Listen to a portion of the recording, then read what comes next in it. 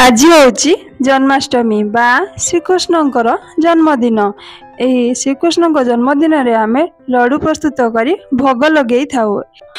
तेणु मु राशि लड्डू बा खसा लड्डू प्रस्तुत करने को जाऊँगी। यही लड्डू खाइबा को मध्य बहुत भल लगे एवं प्रत्येक दिन जदि गोटे लेखाएं लड्डू आमे खाऊचे तेबे हिमोग्लोबिन मध्य बढ़ी थाए। वर्षा दिन किंबा शीत दिन यही लड्डू गोटे गोटे खाइबा दरकार, कारण ठंडा पाग थाए। तेणु यही खसार मध्य उष्मता थाए, तेणु गोटे गोटे खाइले देह को किछि अंश रे उष्मता आसीबो। यही लड्डू को आमे प्रस्तुत करने संगे संगे ठंडा हैला परे जदि आमे डब्बा किंबा टिफिन पूरे रखी दउचे तेबे यही लड्डूटी गोटे मास पर्यंत रही जिवो, किछि खराब हबार नहीं। जय जगन्नाथ। मामी किचन को आपण मानकु स्वागत। आसंतु आज से खसा लड्डूर प्रस्तुति आरंभ करिबा। प्रथमे मु चोपा छड़ा खसा 400 ग्राम नेछि एवं धोई की भल भाबरे सुखेई नेछि। 400 ग्राम खसा को मु 400 ग्राम चक्की गुड़ नेछि। आसंतु आमे प्रथमे कड़ाई बसेबा एवं सेथिरे खसा दे खसा को आमे भाजी नबा। खसा को भाजिला बेले आमे गैस को मीडियम फ्लेम रे रखी भाजिबा। एबे देखंतु मोर खसा गुड़ी को भल भाबरे फुली आसलानी एवं किछि अंश रे भाजी आसलानी। आमे खसा को जदि भल भाबरे भाजुचे तेबे लड्डूटी मध्य बहुत भल भाबरे प्रस्तुत हेबो। जदि हमर खसाटी भल भाबरे भाजी हेइ नथिबो लड्डूटी मध्य भल हेबो नै एवं लड्डू गुड़ी को बेसी दिन पर्यंत रहिबो नाही। एबे देखंतु मोर खसाटी भल भाबरे हेगला। अन्य पात्र को काढी नेली। से भितर देखंतु आ गोटे कड़े बसैली एवं सेतिरे किछि पानी देली। एबे सेतिरे चक्की गुड़ को पकई नबा। एबे गोळेई नेई फुटिबा को छाड़ी दबा।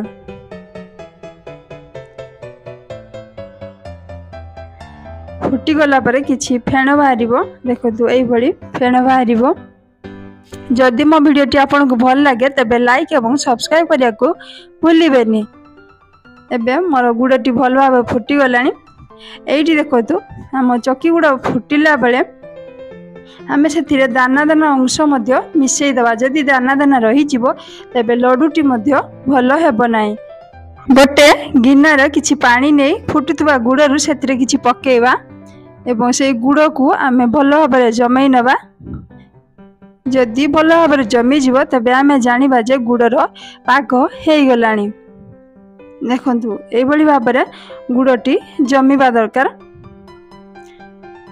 एबे भल भाव जमी गला, तेणु से गुड़रे एबे आमे से भाजी रखिथिबा खसा को देई पकेई दबा। सेठी पकेई देई भल भाव गळै नबा। एबे गैस को हाई फ्लेम रे रखी आमे से खसा को गळै नबा। देखंतु मोर भल भाव खसार पाग हेइ गलानी। एबे आउ किछि समय फुटै नबा।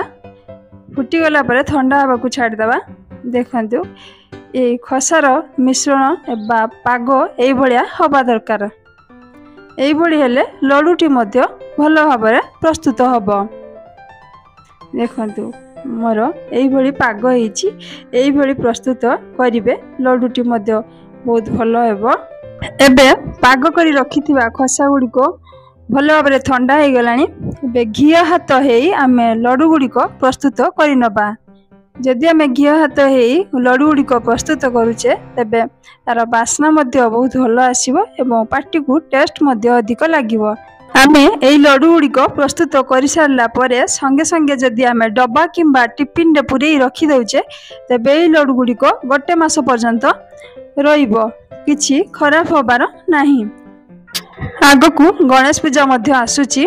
एई गणेश पूजा मध्य एई खसा लड्डू भोग लागि थाए। एबे मोर देखंतु खसा लड्डू भल भाबरे प्रस्तुत होई गला। एई भली प्रोसेस रे खसा लड्डू को प्रस्तुत करंतु एवं ठाकुरंक पाखरे भोग लगांतु एवं प्रत्येक दिन समस्ते गोटे लेखाएं एई खसा लड्डू खाआंतु। देह पय बहुत भल। एही भली भाबरे खसा लड्डू प्रस्तुत करी खाआंतु। केमिति लागुची कमेंट बॉक्स रे लिखि निश्चित जणांतु। ବର୍ତ୍ତମାନ ପାଇଁ ରହୁଛି। ପୁଣି ଦେଖା ହବ ନୂଆ ଭିଡ଼ିଓ ନୂଆ ରେସିପି ସହ। ଜୟ ଜଗନ୍ନାଥ।